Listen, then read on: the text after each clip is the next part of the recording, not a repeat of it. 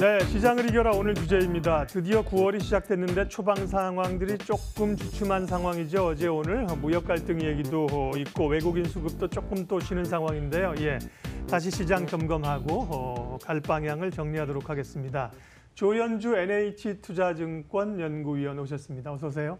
안녕하세요. 8월 말에 9월장을 전망했었고, 예, 이제 9월이 시작됐는데 초반 상황이 그렇게 올말 기세를 이어가지는 못합니다. 무역 전쟁 이야기가 뭐 계속해서 지금 불씨가 남아 있는 상황인데 뭐 이미 알고 있는 얘기긴 한데 추가적인 부담을 줄까요? 아니면 뭐 악재 가치가 좀 어느 정도 희석됐다고 보는 쪽이세요? 어느 쪽이세요?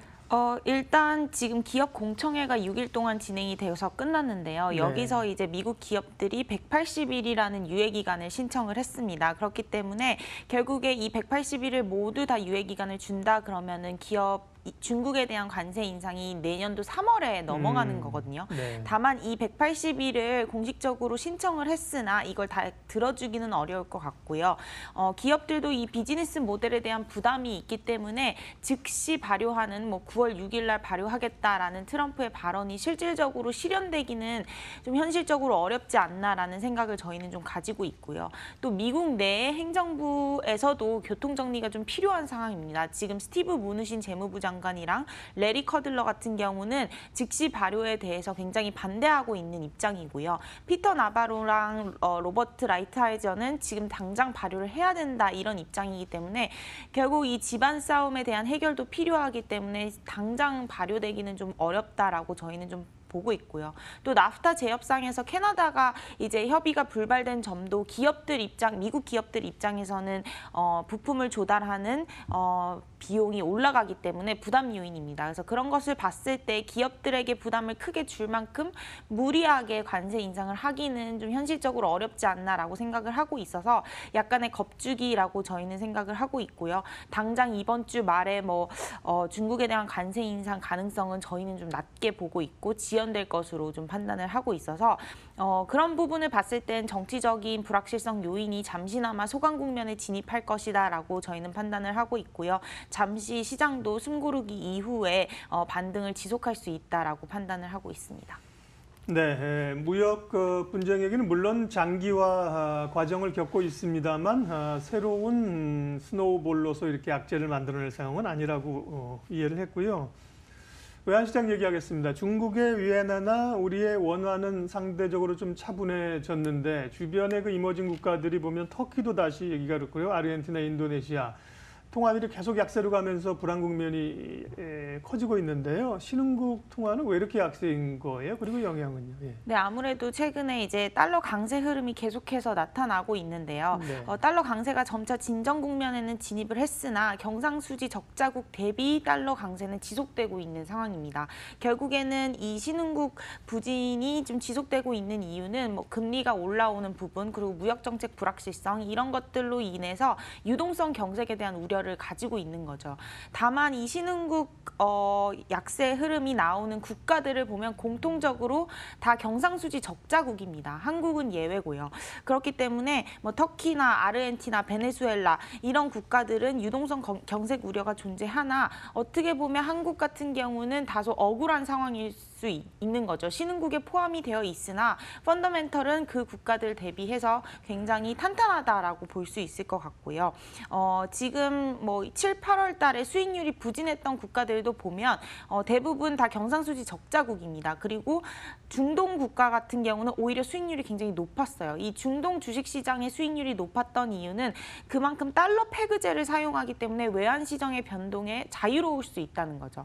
그래서 이 외환시장의 변동성이 확대되는 국가들은 당연히 좀 부진할 수밖에 없고요. 한국 같은 경우는 이 외환시장 위기에 좀 자유롭다. 왜냐하면 펀더멘털이 양호하기 때문에 그런 부분을 봤을 때는 한국은 아직까지는 괜찮다라고 볼 수 있고요. 네. GDP 대비 올해 경상수지 비율을 보면 대만이 13.6으로 가장 높고요. 그다음이 태국 9.3 그리고 그다음이 한국입니다. 중국 1.2보다도 훨씬 높은 수치이기 때문에 이 신흥국 위기설에서 한국은 자유로울 수 있다라는 점을 좀 강조드리고 싶습니다. 네.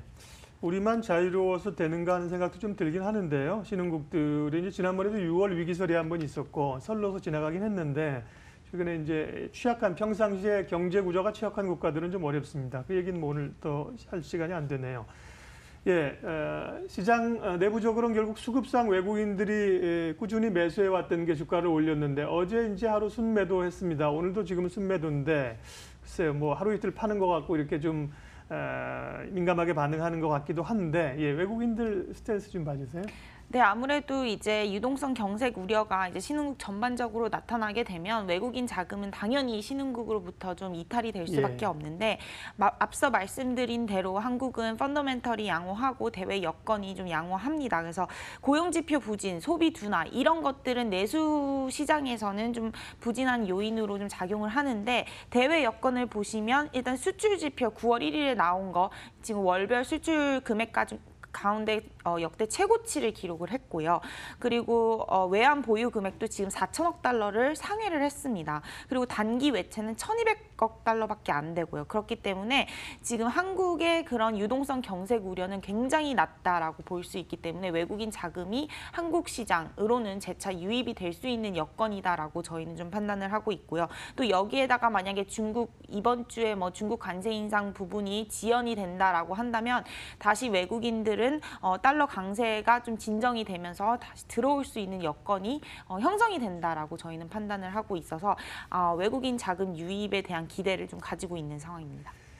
예, 결국은 이제 그런 요인들 종합했을 때 지수 상승보다는 이제 종목별 대응이 더 유효한 그런 상황이라고 말씀을 하셨던 걸로 기억을 하고 있는데요. 예, 그런 관점에서 좀 더 집중할 만한, 눈여겨볼 만한 섹터, 업종 얘기 좀 해주세요.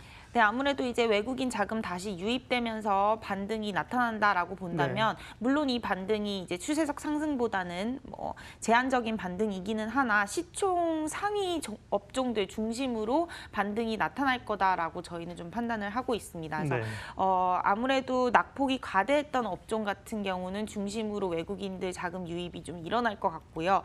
저희가 이제 세 가지 필터를 통해서 업종을 좀 뽑아왔습니다.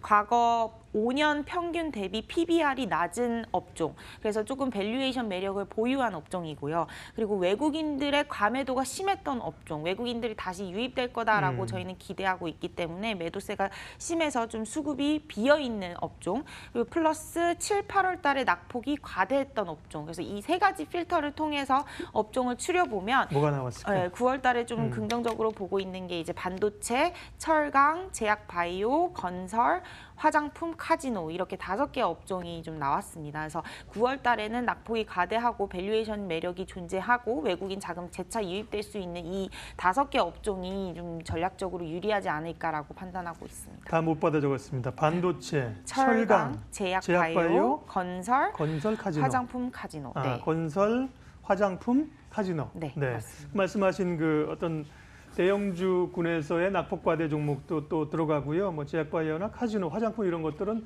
중국 관련주나 성장주로서도 좀 포함이 되겠습니다. 예. 자, 마지막으로 또 특사단 방북도 있고요. 이번 주 주목해야 될 변수 짧게 좀 몇 개 알려주세요. 네, 이번 주 아무래도 가장 주목해야 될 부분은 뭐 중국에 대한 관세 인상이라고 생각을 하고요. 대북 특사단 방문에도 불구하고 지금 북한과 미국의 그런 연결고리에서 중국이 중간에 인터셉트를 하고 있습니다. 그렇기 때문에 더더욱 중국에 대한 무역 정책이 가장 큰 이슈가 될 것 같고요. 아무래도 뭐 저희는 계속해서 지연에 대해서 무게를 두고 있기 때문에 2,400까지 지수 상단을 좀 열어놓고 반등 지속될 수 있다라고 보고 있기 때문에 만약에 물려있는 주식이 있다면 뭐 반등이 있었을 때 차익 실현하는 것도 좋고요. 지금 상황에서는 뭐 매수를 하는 전략도 유효하다라고 저희는 좀 판단을 하고 있습니다.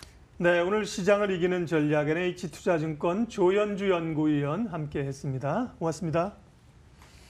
네, 오늘도 지수는 갇혀 있지만 전기차 관련도 굉장히 뜨겁습니다. 일부 성장주들에 대한 매기가 다시 좀 몰리면서 코스닥이 상대적으로 강한 모양새를 나타내고 있네요. 예, 오늘도 좋은 선택, 좋은 투자하십시오. 함께해 주셔서 고맙습니다.